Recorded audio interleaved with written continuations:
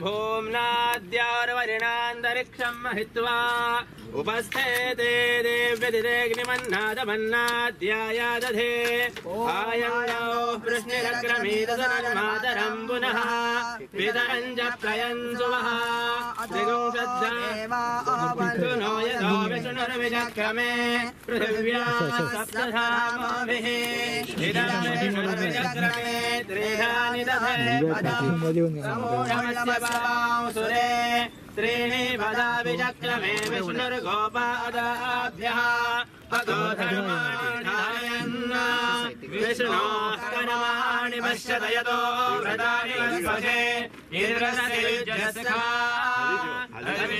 विष्णोर्परमपदं सदा पश्यन्ति सूरयः तद्विप्रासो विपन्यवोचस्समिन्धते विष्णोर्यत्परमं पदम् ओम गद्रुद्राय प्रजेदसे मीष्टाय लभ्यसे ओजे महन्तामहृदे यथा यथा गवे यथा तोकाय रुद्रियम् यथा नो मित्रो वरुणो यथा रुद्रश्चिके उसके बाजू में डाल देना सेंटर में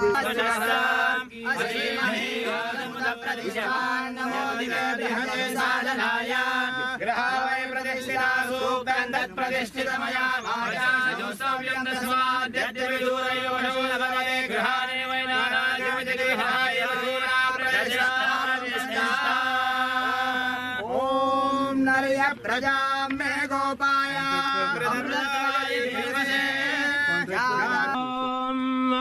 ओम आनो भद्रा क्रदावो यन्दु विश्वतो दब्धासो अपहरेदास उद्भिदाः देवानो यथा सदमिद्वृधे असन्नप्रायुवो रक्षितारो दिवे दिवे श्रीपादवल्लभ श्री गुरुदेव दत्त। मी श्रीभक्षण नाईक यांना विनंती करतो की आपल्या गोवा राज्याचे मुख्यमंत्री यांचं पुष्पगुच्छ देऊन स्वागत करावं।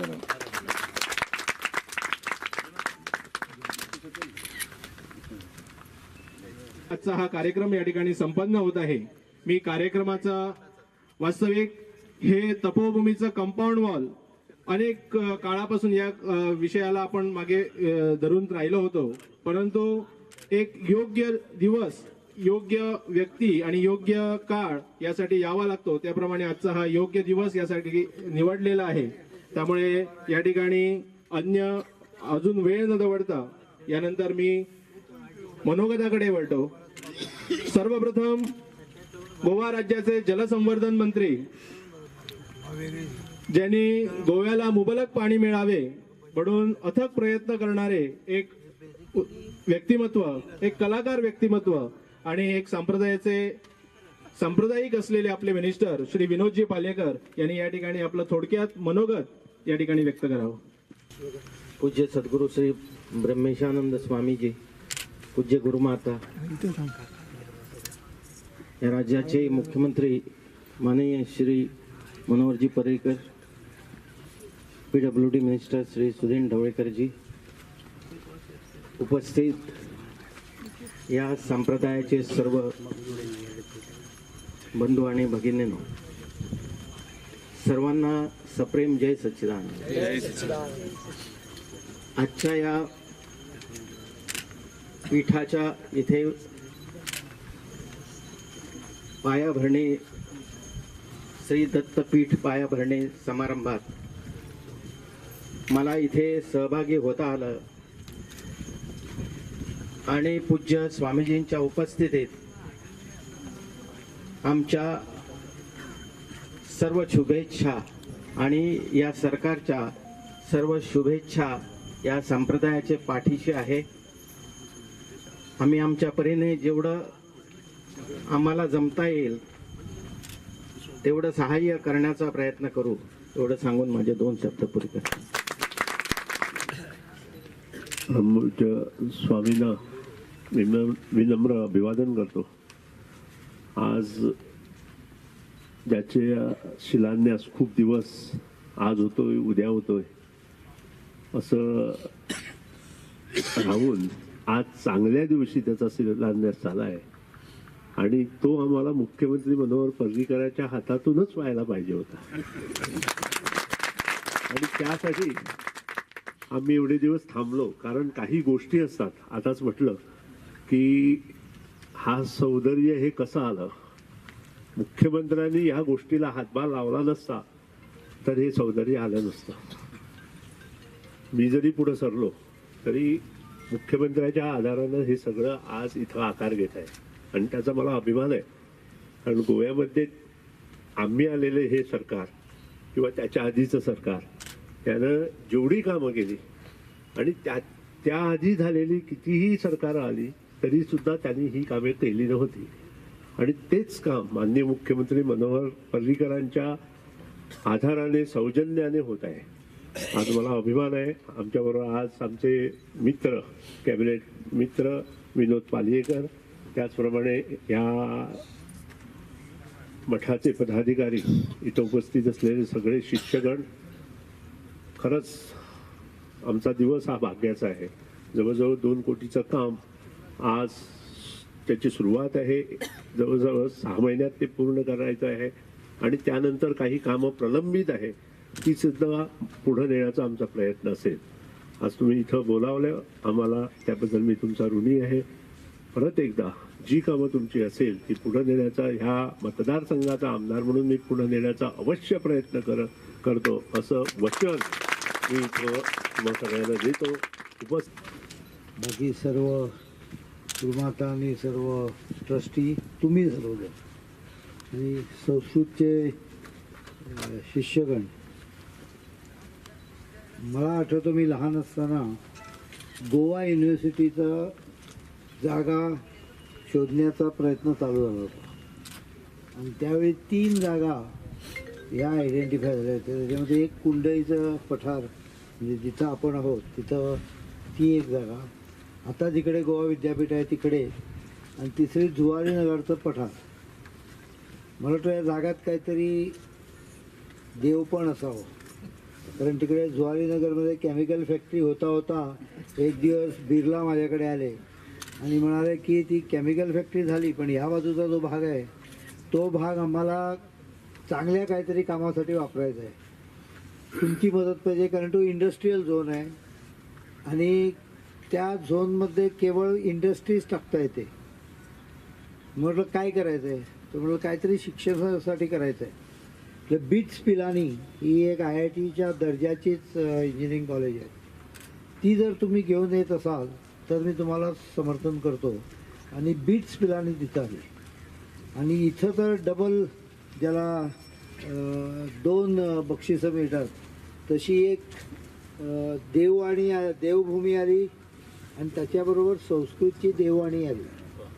म्हणजे ह्या प्रकाराचं महात्म्य सगळं आहे आणि त्यामुळे आज आनंद होतो आहे. कंपाऊंड वॉल येणाऱ्या बजेटमध्ये संस्कृतचं पूर्ण स्कूल कॉलेज काढायचा जो काही प्लॅन आहे याने येऊन मला तर अक्षरशः ज्याला मी पिडअप म्हणता पाहिजे पिडला टाका आता पुढल्या आठवड्यात पिडपाचा त्याला बोलून काय पाहिजे त्याचं माझ्याकडे प्लॅन घेऊन त्याने फर्स्ट वीकमध्ये यावं.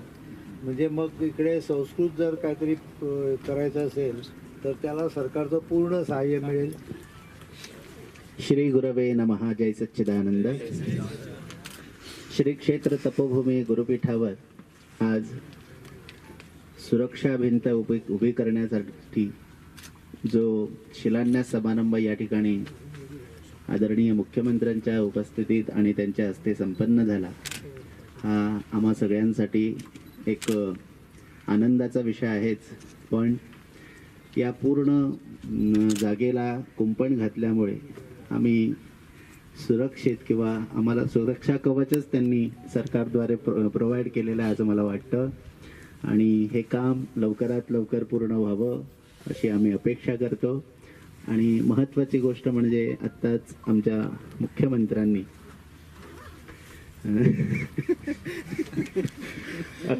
मुख्यमंत्र्यांनी विषय केला की स्वच्छ भारत हा विषय आदरणीय आमचे पंतप्रधान मोदीजींनी सर्वत्र नेलेला आहे आणि गोमंतकामध्येही आमचे मुख्यमंत्री हा विषय रेटून नेत आहेत आणि सगळ्यांच्या काळजाचा विषय तो व्हावा. नक्कीच हा विषय खूप गरजेचा आहे, कारण आपण विदेशामध्ये ज्यावेळी जातो या सगळ्या गोष्टींची वाहवा करतो.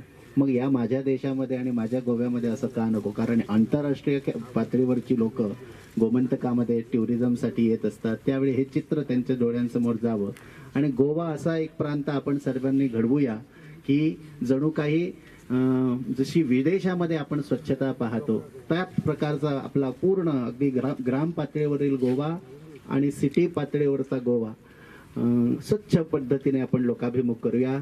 आदरणीय मुख्यमंत्र्यांनी जो विषय केला त्यासाठी जेवढे आमचे शिष्यगण असतील किंवा जेवढे आपले तपोभूमीची माणसं जिथे संत समाज पातळीवरती ग्राम पातळीवरती कार्यरत आहेत या सर्वांनी हा विषय जो आहे तो उचलून धरावा आणि आपल्या या सरकारी काम न मानता मानवी काम किंवा आम्हा सर्वांचं राष्ट्राचं कार्य आहे हे अशा प्रकारचा हा विषय जो आहे तो स्वच्छतेचा पुढे जावा.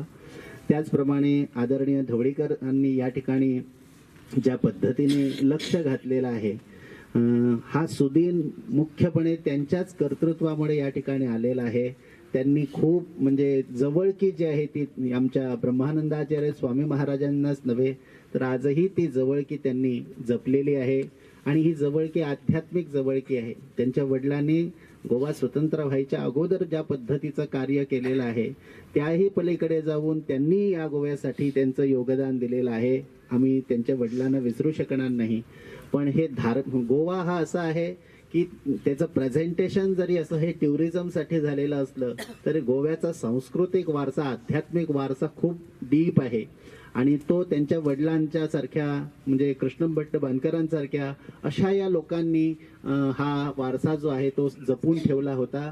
आज आम्हाला आनंद वाटतो की आजचे आमचे मुख्यमंत्री संस्कृत किंवा संस्कृत भाषा याबद्दल एवढी आस्था दाखवत आहेत. वास्तविक अशा गोष्टी म्हणजे जवळजवळ कालबाह्य होण्याच्या जाग्यावरती आहेत.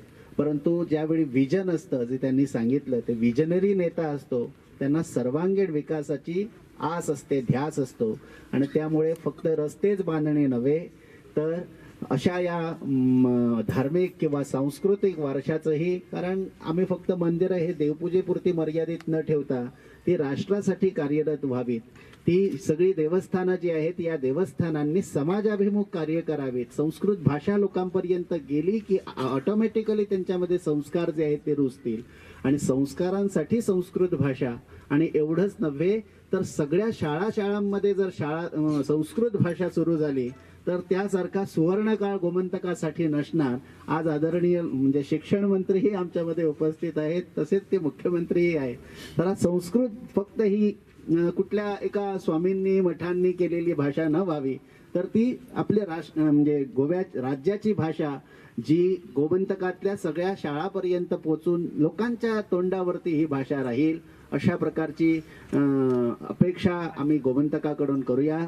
त्याचप्रमाणे या ठिकाणी आज जो संरक्षण भिंत जी बांधलेली आहे असाच आपला गोवा जो आहे हा आपण सगळ्यांनी सुरक्षित ठेवूया स्वच्छ ठेवूया पवित्र ठेवूया आणि आपल्या गोमंतकाला जे एक मनोहर अशा प्रकारचं नेतृत्व मिळालेलं आहे तो गोवा खरोखरच आम्ही मनोहर करण्याच्या पद्धतीने वाटचाल करूया. आजच्या या कार्यक्रमामध्ये विनोदजी पाल्येकर आहेत जे स्वतः आमच्या मठाशी खूप संबंधित आहेत शिष्य आहेत आणि या म्हणजे त्यांचा पहिल्यांदाच ते इलेक्शनला उभे राहिले आणि ते लगेच मंत्रीही झाले असं त्यांचा सध्या काळ चालू आहे. सुंदर काळ त्यांना परमेश्वराने दिलेला आहे.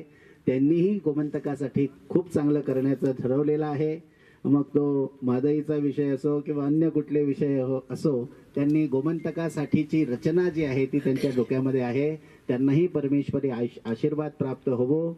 ढवळीकरांनाही चांगला आशीर्वाद त्यांच्या कार्यकर्तृत्वाला लाभो आणि मी मनोहर पर्रीकरजी जे मुख्यमंत्री म्हणूनच नव्हे तर एक व्यक्ती म्हणून इतका सुंदर माणूस जो आपल्या गोमंतकाचं नाव जे आहे ते त्याने विश्वविख्यात केलेलं आहे. मग ते रक्षामंत्री असताना असो किंवा अन्य मुख्यमंत्री म्हणून असो त्यांनी गोमंतकाचं खरं नाव केलेलं आहे.